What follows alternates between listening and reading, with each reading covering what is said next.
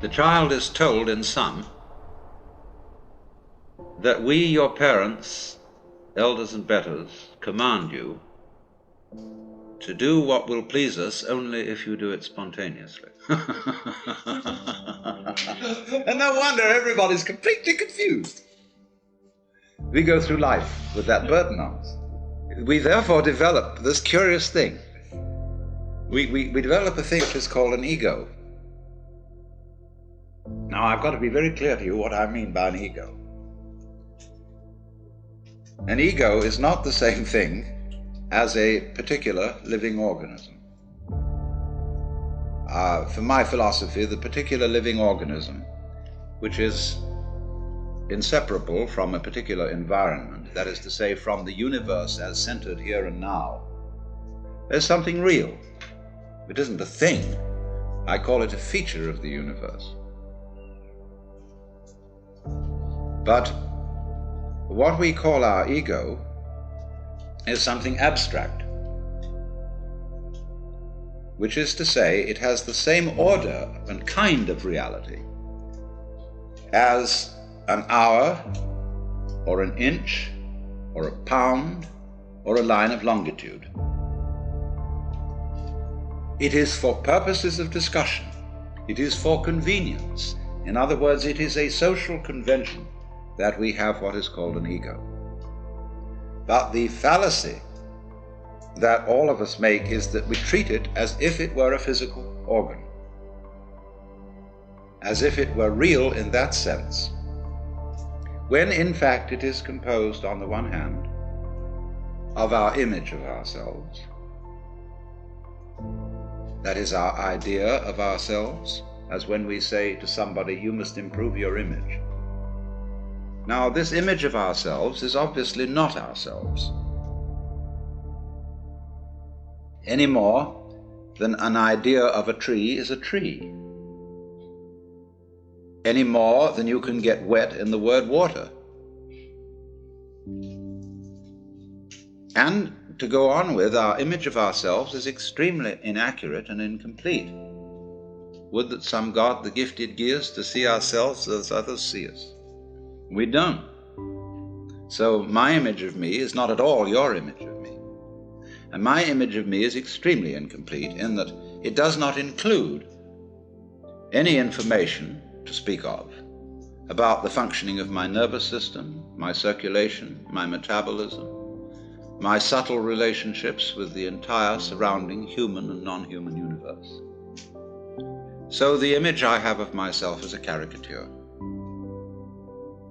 It is arrived at through mainly my interaction with other people who tell me who I am in various ways, either directly or indirectly, and I play about with what their picture is of me, and they play something back to me so that we set up this conception. And this started very, very early in life. And I was told, you see, and you were told, that we must have a consistent image. You must be you. You have to find your identity in terms of image. And this is an awful red herring.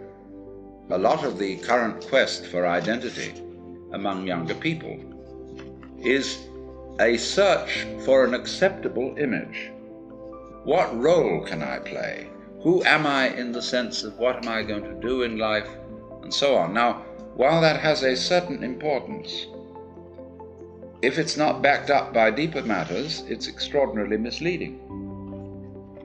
So therefore, on the one hand, there is this image, which is intellectual, emotional, imaginative, and so forth. Now, we would say, I don't feel that I am only an image. I feel there's something more real than that, because I have a sense of there being a particular sort of, how do we say, a center of something, some sort of sensitive core inside the skin. And that corresponds to the word I. Let's take a look at this. Because the thing that we feel as being myself is certainly not the whole body. So you tend to put your ego on the side of the unseen part of the body, the part you can't get at, because that seems to be where it all comes from and you feel it. But what is it that we feel? Because if I see clearly and my eyes are in functioning order, the eyes certainly are not conscious of themselves. There are no spots in front of them, no defects, in other words, in the lens or in the retina or in the optic nerves that give hallucinations.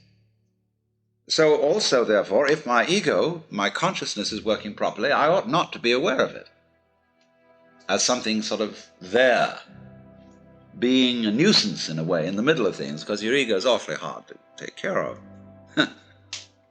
Well, what is it then that we feel? Well, I think I've discovered what it is.